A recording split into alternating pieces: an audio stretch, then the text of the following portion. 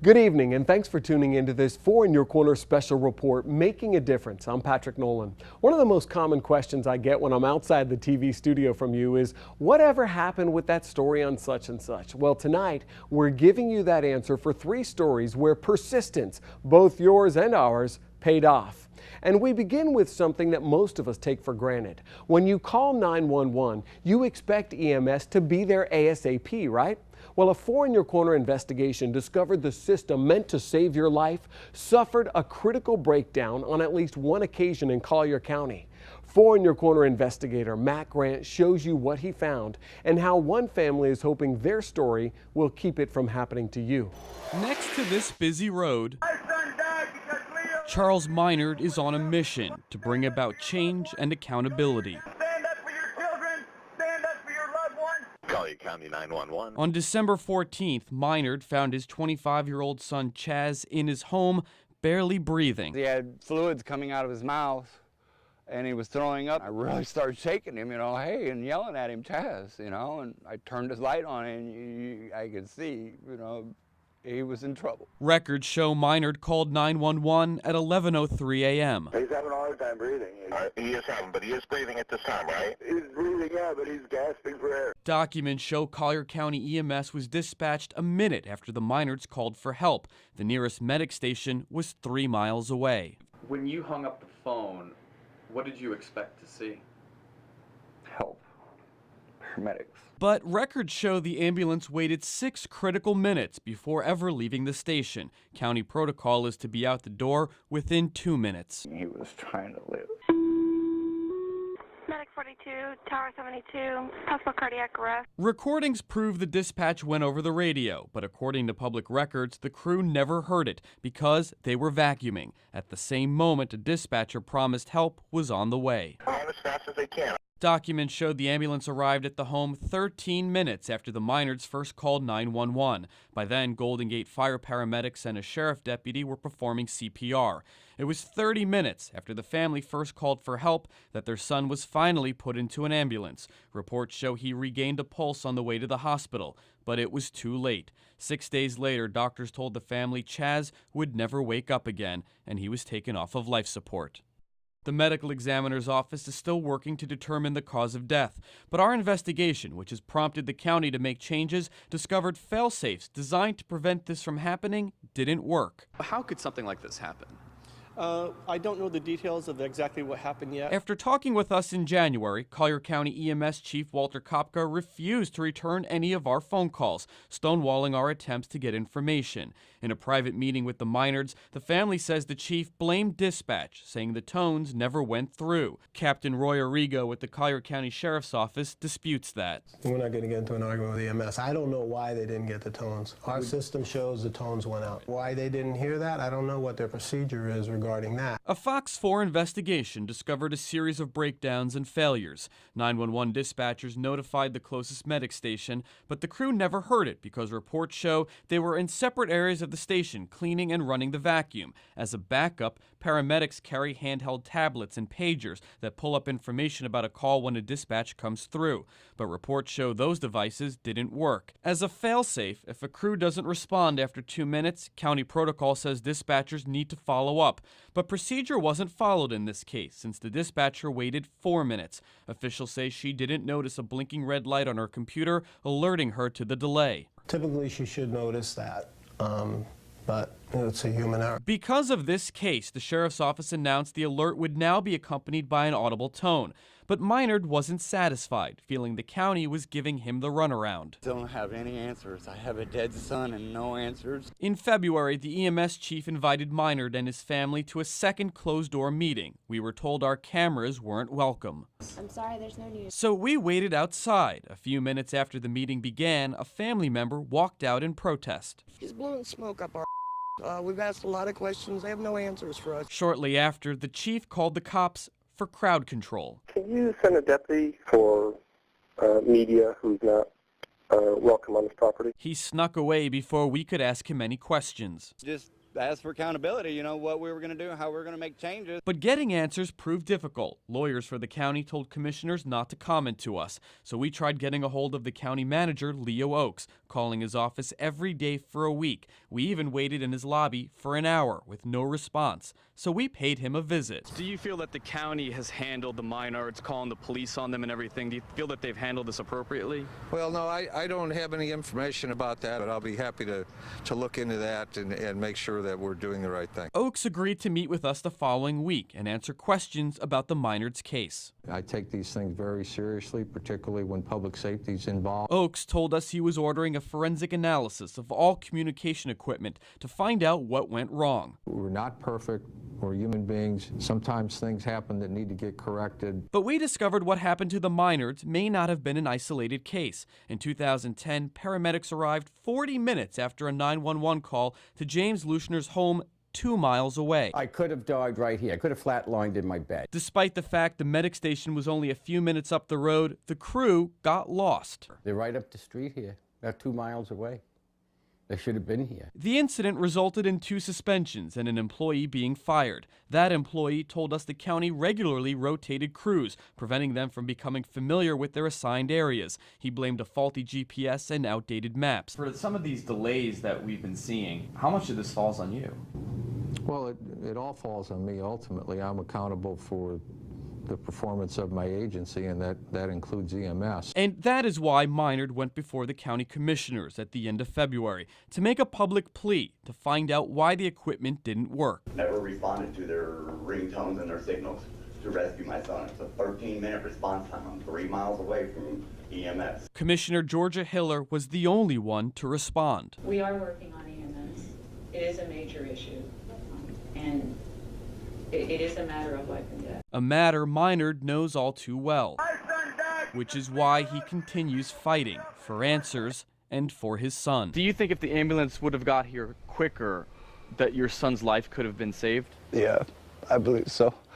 You know, maybe he wouldn't be 100%, but I believe he would be here.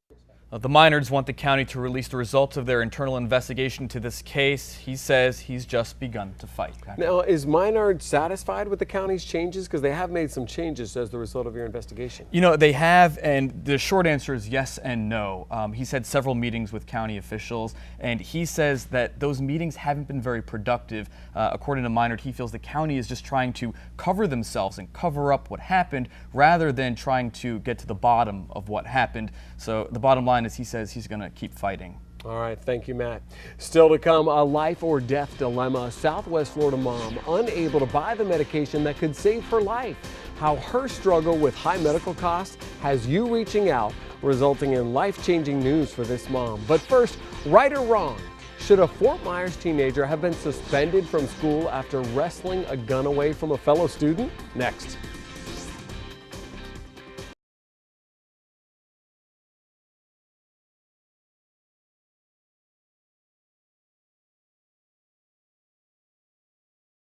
Punishing a hero? That's what many say happened when a Cypress Lake High School student was suspended after wresting a loaded revolver away from another teenager who was threatening to shoot.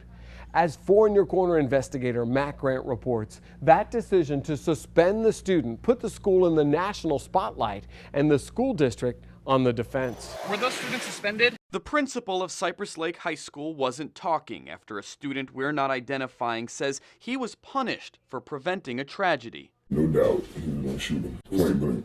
It was the afternoon of February 27th when an argument during football practice spilled onto the school bus. That's where sheriff deputies say 15-year-old Quadrell Davis pointed a loaded .22 caliber revolver at a teammate who had been arguing with his friend and threatened to shoot. I think he was really going to shoot him right then and there, not taking no pity. That's when this teen, who we're hiding because he fears for his safety, says he took action. And I jumped in the sheet, and we started fighting for the gun, and I got it from him. And if you didn't tackle him, what do you think would have happened? More of us would have been dead, not just one. If they wouldn't have did what they had to do on that bus, I think it would have been a lot of fatalities. The teen's mom says her son's a hero. The gunman was arrested and charged as an adult. He now faces a charge of aggravated assault with a deadly weapon without intent to kill. Of course, anytime, like I said, a student brings any type of dangerous weapon into school is troubling to us. At the time, the district expressed concern but dismissed the incident as rare, even though a Mariner Middle School student was arrested a few weeks before for bringing a .22 caliber gun to class. Fox 4 also discovered dozens of cases where students brought weapons to class, including 6 students arrested this year for bringing a gun to school. Authorities were unable to watch the Cypress Lake incident because the school bus's camera wasn't working. The next day, the teen who wrestled away the revolver and possibly saved a life was given a 3-day suspension. It's dumb. How they gonna suspend me for doing the right thing? A sentiment echoed by the victim, who found himself staring at the barrel of a loaded gun. If he didn't do what he did, what do you think would have happened? I would have probably been the next murdering accountant in the city. After driving off, the principal of Cypress Lake High School told us in an email, "I have nothing to say to you." But she did respond to hundreds of viewers angry about the suspension, telling them in part, "There are other circumstances involved in this situation, and no students were suspended or punished for helping disarm another student of a firearm. So why was the teen suspended?" According to the initial referral, it was because he was part of an incident where a weapon was present. After our story, the school altered the referral, mailing the family a new one, this time blaming him for being uncooperative in the investigation and saying he lied repeatedly to school officials and law enforcement. The district confirms 3 students were suspended and in a statement told us the students involved refused to cooperate with school authorities regarding the events that occurred. As a result, appropriate disciplinary actions were taken at that time. The teen admits withholding information, telling authorities he wasn't sure if there was a gun or not. He says he was interrogated for 4 hours and says he was scared of snitching. You don't talk around here. Because then what, you get a bad reputation? That or you get killed. School board member Don Armstrong told us he was conflicted about this case. Do you stand by the decision to suspend this student? I stand behind if a student lies, there's got to be consequences. A consequence he admits may have been too harsh. I know that he's saved a student's life, and he's a hero, period. That suspension needs to be expunged off his record. Which is exactly what one national youth rights group is pushing for after seeing our story online. This student should be hailed as a life-saving hero. And instead, school officials have mindlessly adhered to a circumstance-blind school policy instead of looking this young man in the eyes and saying, "Thank you." Jeffrey Nadell is president of the Washington, D.C.-based National Youth Rights Association, which advocates for young people nationwide. Nadell is now lobbying on behalf of the teen many are calling a hero. He's trying to get the school to expunge the suspension from his record. He should not have a suspension on his record for his heroism. And if the district signals to us clearly that they are unwilling to do the right thing, then a lawsuit is definitely in the cards. A bad hand he says the teen was dealt, one he's trying to correct. This student deserves to be praised, not punished. Now, Matt, this story struck a nerve right away with our viewers. Sustained interest from our viewers. It's received national, international attention. What, if anything, has changed as a result of your investigation? Well, the anonymous teen that we interviewed has received a lot of offers since the story aired. One person offered to pay for him to go to private school. Someone else in Orlando offered to provide some sort of assistance to the family, possible financial help. So they've received a lot of attention. There was a Facebook group that started called Support the School Bus Hero, and they basically encouraged people in the community to send thank you cards. Now, they don't know who this teen is. He obviously has to stay anonymous, but they're directing these thank you cards to the school, directed to the anonymous hero, because a lot of people in the community really support what this teen did and feel that he acted appropriately. So far, though, the school has declined to comment. They did talk to another media outlet and told them that, they're upset with the negative reaction that they've gotten from the community, but they did say, listen, trust our judgment on this one. And according to the National Youth Rights Association, the school right now continues to stand by the suspension. All right, thank you very much, Matt. Dying and desperate still to come in our 4 in Your Corner special report. A Lake County mom struggling to afford the only medication that could keep her alive. 4 in Your Corner is making a difference for her and her family. What has changed since we began fighting for them? Next.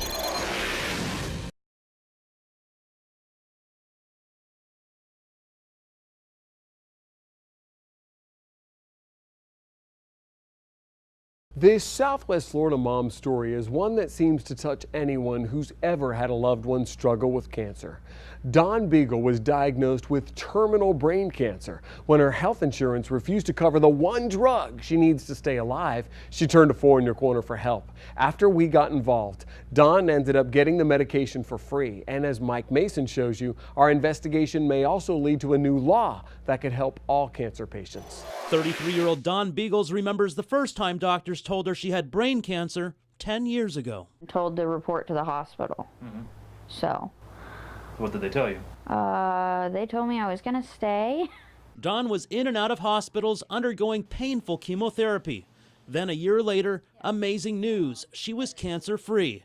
Dawn was told the cancer was gone, but last September, it came back. Then of course I panicked and freaked out. But Dawn prepared for battle once again. She had another surgery and began taking a regimen of drugs. Dawn takes 13 medications a day, but the one that could save her life is a chemo drug called Temodar. Dawn has Medicare and insurance with United Healthcare and has only had to make a $30 copayment for Temodar. But on January 1st, that all changed when her copayment jumped to $660 a month. Half of her income goes out to pay drug fees, and what's left is what she has to live off of. What's her income? How much is it? $11.82 at this point. So with Temodar now costing Dawn more than half of her monthly income, she couldn't afford it. We searched the internet and found hundreds of people in similar situations. They say their insurance companies claim the drug has recently been reformulated and that affects their coverage. Patients who paid as little as $25 a month are now forced to pay more than $800. But Dawn will continue to fight. She has one very good reason to, her 7-year-old son, Christopher. I mean, it's hard enough being sick, but when you're having to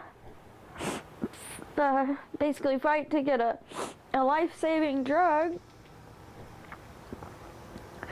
it's all that much more difficult. Dawn's dilemma touched many of our viewers. They wanted to know how they could help. When I seen the story and I talked to my father, I said anything we can do to help her. Todd Duffy's father, Michael, was diagnosed with stage 4 brain cancer 7 years ago.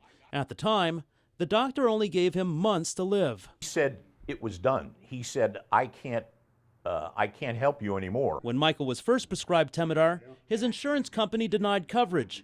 And at $800 per pill, his chances of survival seemed slim.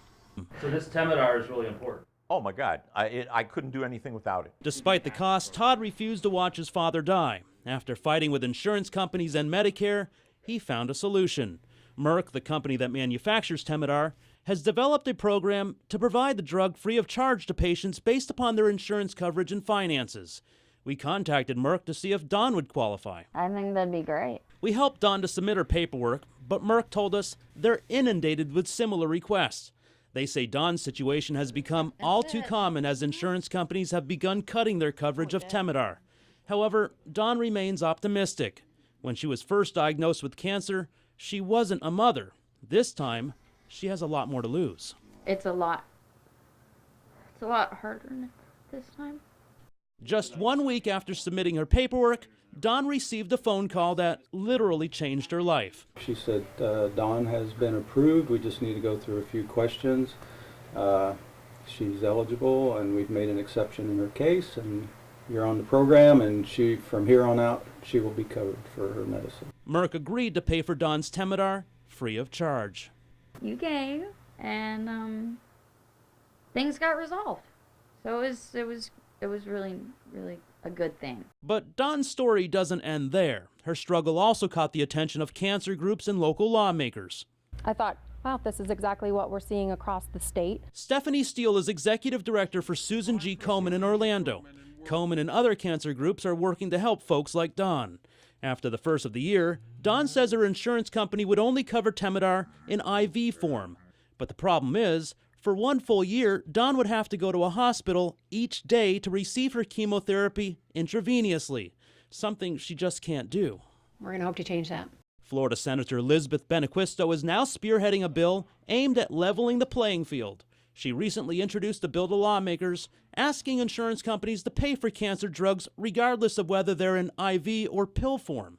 I would just say to Dawn and all the folks like her who are dealing with this very difficult disease and this very difficult decision, to know that there are people out there who care about what they're going through and are looking to make it right. Dawn's dramatic story may now help countless others who are fighting this same uphill battle, a battle that began with one mother fighting for her very life, losing hope until she turned to Fox 4 for help. We went through Channel 4. You guys wanted to hear about it. You wanted to do the story. And 21 other states have already adopted a bill requiring insurance companies to pay for cancer drugs equally. Benequisto's bill has already passed all 3 committees in the Senate, which means it's now up for a final vote. And if approved, it will become a new federal law, Patrick. Now, Dawn's co-payment cost went up 2,000%, right, at the first of the year. Yeah. So why are insurance companies suddenly not covering this cost? Yeah, that's a good question. We contacted Dawn's insurance company for answers, and they wouldn't give us any details. After researching this online, I found some insurance companies are claiming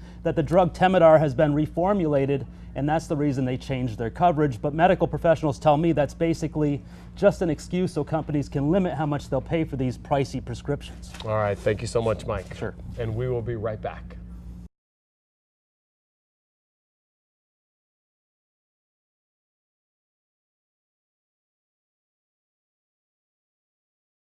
Tonight, you've seen how 4 in Your Corner is making a difference for a grieving father, a teenager many consider heroic, and a woman fighting to receive her life-saving medicine. And we're not stopping here. If you need us to step in and get you answers and action, call us at 239-206-FOX4 or send us an email at news@fox4now.com. You can also talk to us right now on our Facebook page. It's facebook.com/Fox4Now. Thank you so much for joining us for this 4 in Your Corner special report, Making a Difference. I'm Patrick Nolan. Fox 4 News at 11 is next.